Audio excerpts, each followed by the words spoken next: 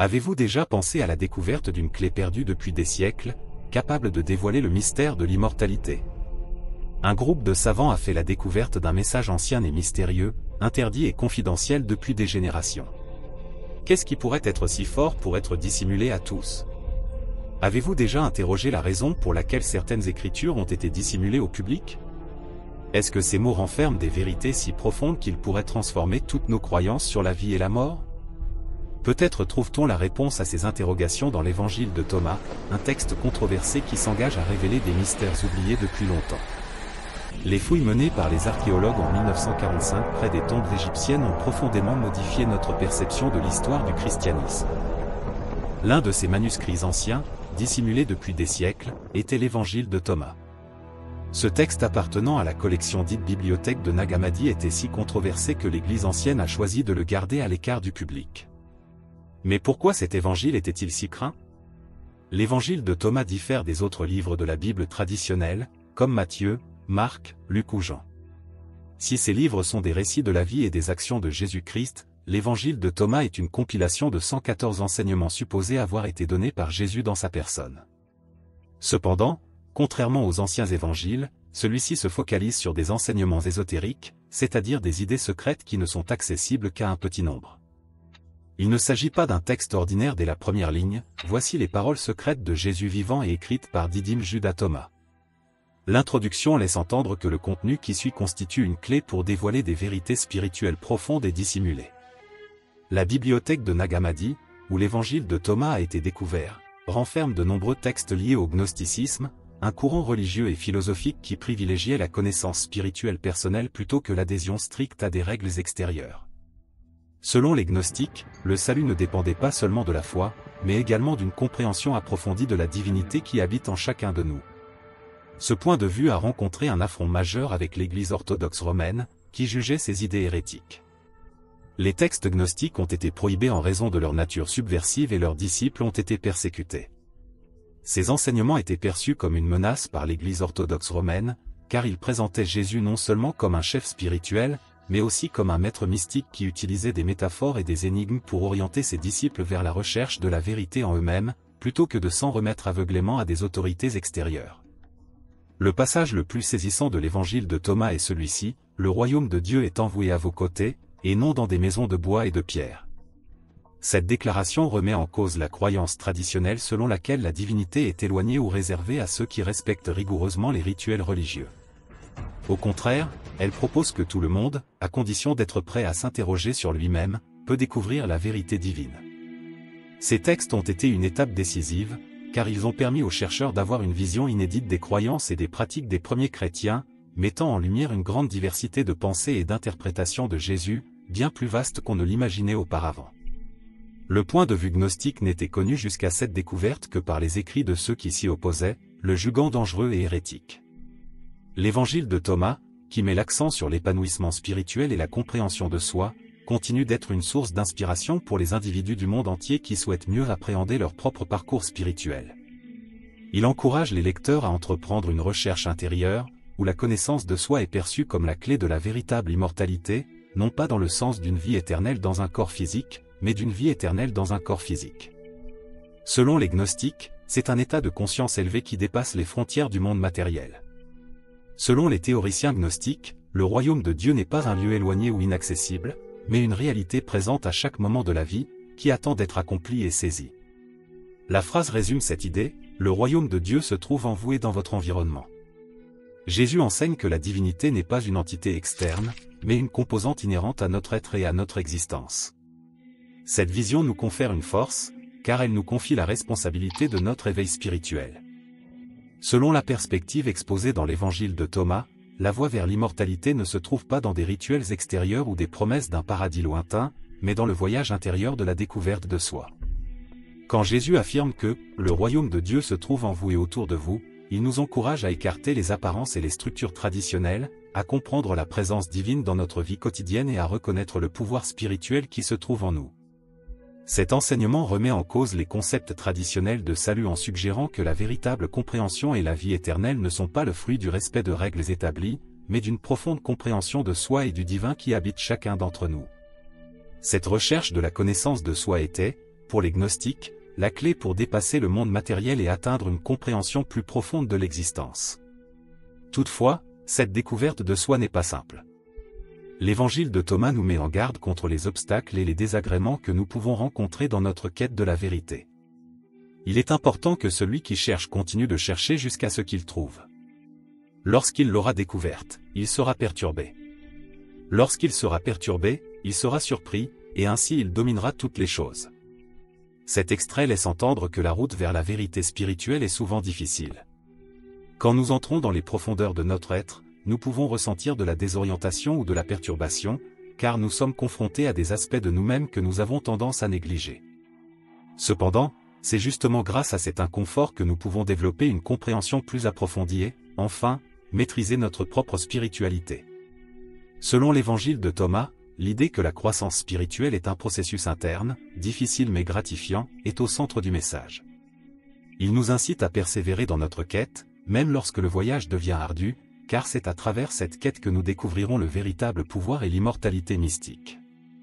Selon le message de l'évangile de Thomas, il est également recommandé de ne pas se tourner vers des sources extérieures pour obtenir le salut ou la vision spirituelle. Il nous est plutôt demandé de chercher en nous-mêmes et de trouver la divinité qui se trouve déjà en nous. S'ils vous disent, « Regardez, le royaume est dans les cieux, les oiseaux du ciel vous suivront. » Si on vous dit, « Le royaume se trouve dans la mer, les poissons vous suivront. » Le royaume se trouve en vous et en dehors de vous. Dans ces paroles, Jésus nous invite à refuser l'idée que la vérité divine peut être découverte dans un lieu éloigné ou inaccessible. Il nous apprend que notre quête est déjà présente dans notre existence, ici et maintenant. Cette vision modifie notre perception de la spiritualité, en démontrant que chaque instant et chaque expérience sont une opportunité de se connecter avec le divin. Les idées de l'évangile de Thomas peuvent sembler perturbantes, voire révolutionnaires, pour ceux d'entre nous qui ont grandi dans des traditions religieuses plus traditionnelles, voire traditionnelles. Ces événements nous conduisent à remettre en question des convictions profondément ancrées et à réfléchir à de nouvelles manières de concevoir la spiritualité et notre position dans l'univers. Cependant, c'est justement cette volonté de poser des questions et d'explorer l'inconnu qui peut nous mener à une meilleure compréhension de nous-mêmes et de la divinité. L'évangile de Thomas ne nous propose pas de solutions simples ou de promesses apaisantes. Nous sommes plutôt confrontés au défi de faire face directement et personnellement au mystère de la vie. Il propose que la connaissance spirituelle véritable et l'immortalité ne sont pas des dons que nous recevons de sources externes, mais des accomplissements que nous atteignons par notre propre quête intérieure et notre compréhension de nous-mêmes. Selon l'évangile de Thomas, l'immortalité ne se réfère pas à la vie éternelle dans un corps physique. Il s'agit davantage de dépasser les frontières de la réalité matérielle et de se rapprocher de la lumière divine qui habite en nous. Cette lumière intemporelle est l'essence de Dieu, qui se trouve en toutes les personnes et en toutes les choses. Quand vous serez conscient de vous-même, vous réaliserez que vous êtes les enfants du Père vivant. Cependant, si vous êtes inconnu, vous êtes dans la pauvreté et vous êtes l'objet de cette pauvreté. Cette affirmation forte met en évidence l'importance de se connaître soi-même. Le véritable appauvrissement, selon l'évangile de Thomas, n'est pas le manque de biens matériels, mais le manque de connaissance de soi et du divin en chacun de nous.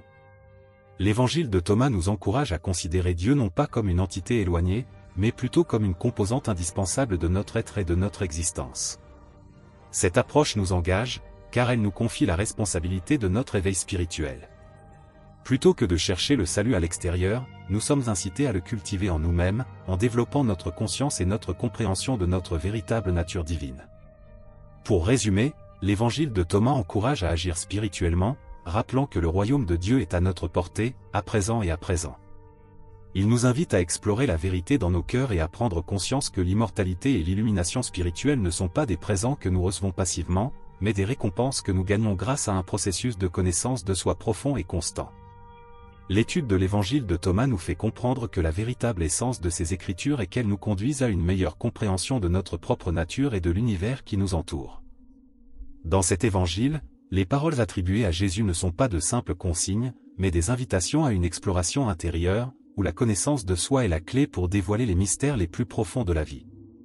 Cet évangile remet en cause les idées reçues de la spiritualité en nous rappelant que la vérité et la divinité ne se trouvent pas dans des rituels ou des structures extérieures, mais à l'intérieur de chacun d'entre nous. C'est alors la connaissance de soi qui devient le chemin de la libération spirituelle authentique. De nombreux enseignements de l'évangile de Thomas ont été perçus comme dangereux ou subversifs tout au long de l'histoire, en particulier parce qu'ils mettent l'accent sur la découverte de soi et le rejet des dogmes extérieurs. Cette indépendance spirituelle est à l'origine de la puissance et de la controverse de l'évangile. Il nous pousse à prendre en charge notre propre développement spirituel, sans avoir recours à des intermédiaires ou à des institutions. L'évangile de Thomas propose, pour ceux qui s'aventurent à explorer ces idées, une conception de la spiritualité qui dépasse les traditions religieuses traditionnelles. Il nous incite à chercher par nous-mêmes la vérité, à vivre la divinité dans notre vie quotidienne et à saisir que l'immortalité ne se trouve pas dans l'éternité physique, mais dans la transformation spirituelle. Le message essentiel de l'évangile de Thomas est évident, le royaume de Dieu n'est pas quelque chose qui nous sera donné à l'avenir, ni quelque chose que nous pouvons trouver dans des endroits éloignés ou dans des pratiques religieuses officielles. C'est plutôt une réalité d'aujourd'hui, vivante en chacun de nous, qui attend d'être reconnue et acceptée. Cette vision nous encourage à mener notre existence avec une nouvelle conscience, en comprenant que chaque pensée, action et interaction est une opportunité de se connecter à la divinité qui nous entoure. Cela métamorphose même les activités les plus ordinaires en actions spirituelles, portant notre expérience quotidienne à un niveau de profondeur et de but qui aurait pu être négligé auparavant. Pour ceux qui sont disposés à entreprendre ce voyage de découverte de soi, l'évangile de Thomas propose des recommandations précieuses. Celui-ci ne garantit pas une vie sans difficulté, mais il nous apprend que c'est justement à travers ces obstacles que nous pouvons évoluer et prendre conscience de notre véritable nature. La transcendance ne représente donc pas une crainte, mais plutôt un objectif à atteindre grâce à l'effort personnel et à la recherche constante de la compréhension. En acceptant les vérités exposées dans cet évangile, nous pouvons commencer à changer notre perception du monde et de nous-mêmes, en considérant que l'immortalité spirituelle est à notre portée, non pas comme un prix à payer à l'avenir, mais comme une réalité que nous pouvons vivre à présent, à chaque moment de notre existence. Les paroles énigmatiques et profondes de l'évangile de Thomas continuent de susciter une résonance pour ceux qui aspirent à une connexion plus profonde avec le divin. Il nous fait prendre conscience que la spiritualité authentique ne se résume pas au temple ou aux Écritures, mais qu'elle doit être cultivée en nous-mêmes. Selon cet évangile, le chemin vers l'immortalité consiste à se connaître soi-même et à percevoir la divinité dans toutes les choses. Il s'agit d'une invitation pour chacun d'entre nous à se pencher sur notre propre lumière intérieure, à explorer notre propre essence spirituelle et à vivre en harmonie avec la vérité spirituelle qui a toujours été présente dans notre être. En terminant cette étude de l'évangile de Thomas, nous sommes conviés à méditer sur les enseignements qu'il nous propose. Il nous encourage à remettre en question les vérités que nous considérons comme acquises et à chercher une compréhension plus profonde et plus personnelle de notre propre spiritualité. Si cette aventure de découverte et de transformation a suscité en vous une résonance, je vous incite à persévérer dans l'exploration et le partage de vos expériences. Votre contribution est d'une grande valeur et contribue à la pérennité de cette communauté, où nous pouvons ensemble poursuivre la découverte des mystères de la vie et de l'âme. Merci d'avoir pris le temps de réfléchir. Si ces mots vous ont plu, n'oubliez pas de vous abonner à la chaîne et de soutenir notre travail. Il reste beaucoup de choses à découvrir, et ensemble, nous pouvons poursuivre ce voyage à la recherche de la vérité et de